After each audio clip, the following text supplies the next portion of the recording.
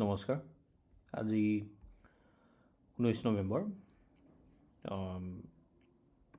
Market pre opening অলপ gap আপেই হৈ আছে। তো আমাৰ আজিৰ কাৰণে প্লান হৈ গ'ল কলৰ। গেপ আপত সেই কলটো ল'বলৈ সুবিধা হ'ব বেছি, আৰু ফ্লেট বা গেপ ডাউনত অলপ দিগদাৰ হ'ব। ফ্লেটতো বৰ এটা হ'ব নালাগে, কাৰণ কালি ফ্লেট হৈ পেলাই তললৈকে নামি আহিছিল নিফটি প্ৰথমতে। খালি বেংক নিফটিত ফ্লেট হৈ পেলাই আকৌ ছাইডৱেজ মাৰ্কেট আছিলে। তো দুদিনৰ আগত কি কৰিছিলে মাৰ্কেটে, আপুনি যদি চাই, মাৰ্কেট আছে বেংক নিফটি অল টাইম হাই ওপৰত।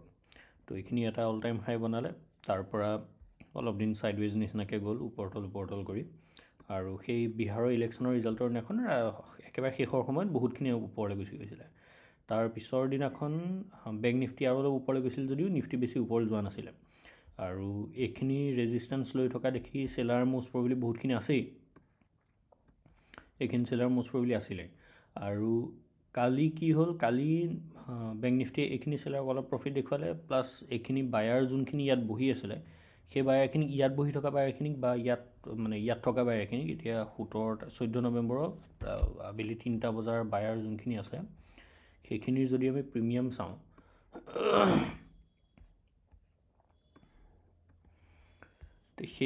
এইখিনি দেখিছেনে, এই 17 নৱেম্বৰৰ 3টা বজাৰ যিখিনি বায়াৰ, সেইখিনি বায়াৰৰ প্ৰিমিয়ামলৈকে অহাই নাই এতিয়ালৈকে। তো মাৰ্কেটে কি কৰিলে, কালি যিখিনি বায়াৰ আছিলে সেই বায়াৰখিনিৰ কষ্টলৈকে আনিলে, আৰু যদি এই বায়াৰখিনি লছলৈ অহা নাই, এই বায়াৰখিনি গতিকে লছত নাকাটে। তো এইখিনি বায়াৰক আমি টাৰ্গেট কৰিব নোৱাৰোঁ, আৰু এইখিনি বায়াৰতকৈ ওপৰতে মাৰ্কেট আছে, কাৰণ প্ৰিমিয়াম তেওঁলোকে এতিয়ালৈকে লছত যোৱা নাই, তেওঁলোকৰ কষ্ট হৈ আছে। তো যদিহে আজি গেপ আপ হৈ পেলাই বোলে ডাইৰেক্টলি এই চেলাৰখিনিক টাৰ্গেটেই কৰিছে, কাৰণ চেলাৰৰ মমেণ্টামটো শ্ল'লি হৈছেতো। যদি আপুনি পুটৰটো চাই, পুটৰটো 17 তাৰিখৰ এইখিনিতো বহুত তললৈ নামিলে, তাৰ পৰা নমাৰ পিছত 18 তাৰিখৰ কালি এইখিনি চেলাৰ ওলাই গ'ল, কাৰণ তেওঁলোকে বহুতখিনি লছ দেখিলে। তো এইখিনি চেলাৰ, এই যিখিনি 12:30 বজাৰ চেলাৰখিনি, সিহঁতে মষ্টলি লছ দেখিছে যদিও ধৰি লৈছোঁ 400 কিনি আছে, 336 লাগে, 70-80 পইণ্টৰেহে দেখিছে, গতিকে অলপ মেবি চেলাৰ থাকিব পাৰে। প্লাছ তেওঁলোককো কষ্ট আনি থৈছে। এতিয়া এই চেলাৰখিনি 12টা বজাৰ এই চেলাৰখিনি ইমানটা লছত যোৱা নাই, কষ্টেই হৈ আছে। ঠিক তেনেকৈ এইখিনি বায়াৰো কষ্টত আছে, তো এই বায়াৰখিনিও লছ দেখা নাই এতিয়ালৈকে। তো কথাটো হ'ল, বাকী মেজৰ মানুহ কিন্তু ইয়াত বেছিভাগ মানুহে চেল কৰিও যোৱা নাই, বেছিভাগ মানুহে বাই কৰিও যোৱা নাই, কাৰণ চবৰে কনফিউজ হৈ আছে ওপৰলৈ যাব তললৈ যাব। আৰু যদি এই চাৰ্টখন যদি বেলেগ সময়ত বনিলেহেঁতেন, তেতিয়া আমি ধুনীয়াকৈ প্লানটো কৰি আমি পুটৰ কাৰণে ট্ৰাই কৰিব পাৰিলোহেঁতেন, কাৰণ ইয়াত এম নিচিনা এটা বনাই থৈছে, আৰু বেংক নিফটিটো ডাইৰেক্টলি এই বায়াৰখিনিক উলিয়ালে যিহেতু, গতিকে এই বায়াৰখিনিক টাৰ্গেট কৰিব পাৰে বুলি আমি মেবি ভাবিলোহেঁতেন। কিন্তু তেওঁলোকক আমাৰ লগা নাই যে তেওঁলোকে 800ৰ ব্ৰেকডাউন দিলে যদিও তেওঁলোকে মষ্ট প্ৰবেবলি 600 বা 500ৰ ব্ৰেকডাউনলৈকেই যে ৰখি থাকিব তেনেকুৱাহে লাগিছে। এইখিনি বায়াৰ লছতটোতো নোলায়, এইখিনি বায়াৰ সিহঁত লছত কেনেকৈ ওলাব, কাৰণ সিহঁতৰ অলৰেডি সিহঁতে বহুত প্ৰফিট দেখিলে ন। আপোনাৰ সিহঁতে প্ৰফিট কিমান দেখিছে চাব, সিহঁতে যদি লগাইছে, ইয়াতো লগাইছে বুলিতো মই কোৱাই নাই, ইয়াত যদি লগাইছে 272ৰ পৰা প্ৰায় 500লৈকে দেখিছে। তো সিমানখিনি প্ৰফিট দেখাৰ পিছত সিহঁতে হেৰিত নোলায়, লছত নোলায়। এছএল সিহঁতৰ হেৰি নহয়, mostly and of the day সিহঁতৰ কি হ'ব, কষ্ট ল'লে 0.5 বা 0.6 লৈ যাব, 366 বা 397ত। এতিয়া সেইটোত যদি ওলাই যায়, সেইখিনিলৈকে যদি মাৰ্কেট পায়হি, আমি অলৰেডি ধৰি ল'ম যে ইয়াত বায়াৰ নাই, যোনখিনি টাৰ্গেট কৰিব পৰা বায়াৰ সেইখিনি নাই। তো এতিয়া আমাৰ প্লানটো হ'ব, যিহেতু অল টাইম হাই মাৰ্কেটত আছে আৰু বায়াৰৰ চাইক'লজি ষ্ট্ৰং, জাষ্ট অনলি সেই দুটা পইণ্টত আমাৰ প্লান হ'ব বাই কৰা, যদিহে গেপ আপ হয়। আৰু ফ্লেট বা গেপ ডাউনত, ফ্লেটত যদি চিধা নামিয়ে আহে, তেতিয়াহ'লে মষ্টলি সি অকণমান পেনিক চেলিঙত হয়তো অলপ যাব পাৰে, কিন্তু তাৰপিছত মেবি ৰিকভাৰ হৈ যাব। তো সেইটোৰ বিষয়ে আমি এতিয়া গেপ ডাউনত আমি ইমান এটা চিয়ৰ নহয়। গেপ ডাউন হৈ পেলাই যদি চিধা ওপৰলৈ গুচি যায়, তেতিয়া সেইটো বেলেগ হ'ব। ঠিক তেনেকৈ ফ্লেট হৈ পেলাই যদি চিধা নামি আহে, তেতিয়া সেইটো কেছটো বেলেগ হ'ব। এতিয়া আমাৰ ছাপোৰ্ট দুটা যিহেতু একেবাৰে ওচৰতে আছে, গতিকে আমি সেইটো কাৰণে চিন্তা লোৱা নাই। যদি ছাপোৰ্ট ভাঙি দিয়ে তেতিয়াহ'লে আমি ট্ৰেডটো দেৰিকৈ ল'ম, আমি বুজি পোৱাৰ পিছত। যদি ছাপোৰ্টৰ ওচৰত থাকে তেতিয়া আমি কলটো ল'ম।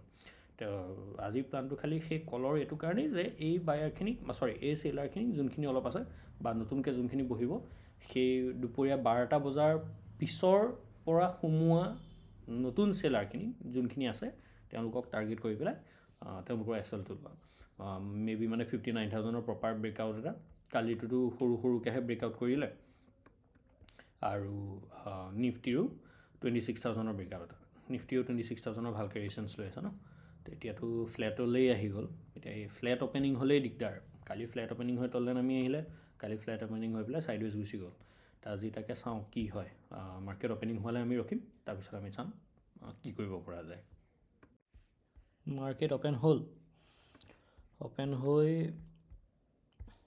ফ্লেট অ'পেন হৈ তললৈকে নামি আহিবলৈ অলপ গেপ আপ অ'পেন হৈছিলে। তো গেপটো অকণমান ফ্লেটটো স্মল গেপ আপ অ'পেন হৈ পেলাই তললৈ নামি আহিলে। নামি আহি ল' এটা বনাই সেইটো ল'ৰ ছাপোৰ্ট লৈ উঠি যাবলৈ অলপ যত্ন কৰা নিচিনা লাগিছে। তেতিয়া কথাটো হ'ল প্ৰথমবাৰতে উঠিব নে আৰু এবাৰ তললৈ আহি উঠিব।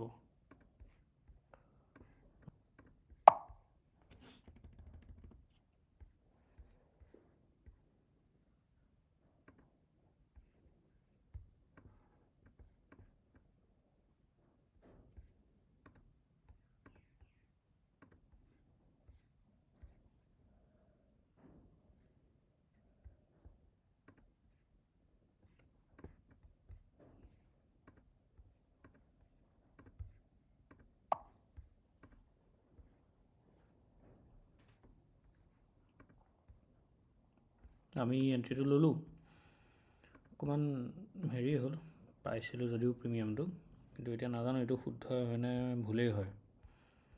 তো গ্ৰীণতে ল'লোঁ আৰু আমাৰ এছএলটো অলপ দিগদাৰ হ'ল। এছএলটো আমাৰ দিগদাৰ হ'ল কাৰণ আমাৰ এছএলটো অলপ ডাঙৰ হ'ল এতিয়া।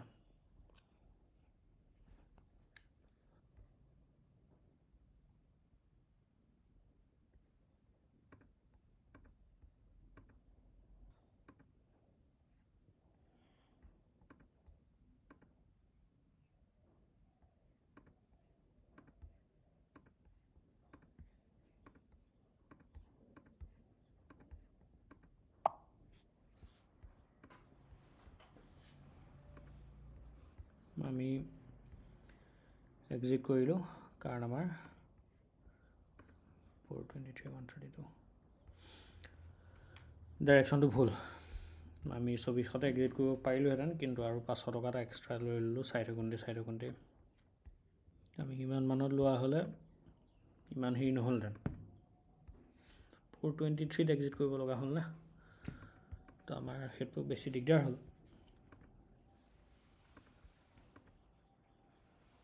এতিয়া মষ্ট প্ৰবেবলি আমাৰ ডাইৰেকশ্যনেই চাগে ভুল আছিলে। তো আমি আৰু ইয়াত আৰু একো কৰি লাভ নাই, ইয়াত 2 নম্বৰ ট্ৰেড লৈও লাভ নাই, একো কৰি লাভ নাই। কাইলৈ কাৰণে আমি চাম, আজিতো আমাৰ লছ হ'লেই। তো ঠিক আছে, ট্ৰেড কেলৈ লৈছিলোঁ বা কি প্লান কৰিছিলোঁ আপোনালোকক কৈছিলোঁৱে। আমাৰ এণ্ট্ৰিটো ভুল হ'ল, এণ্ট্ৰিটো ভুল হোৱাৰ কাৰণে আমি পলাব লগা হ'ল, আৰু আমি এছ এল ফুল্লি নললোঁ।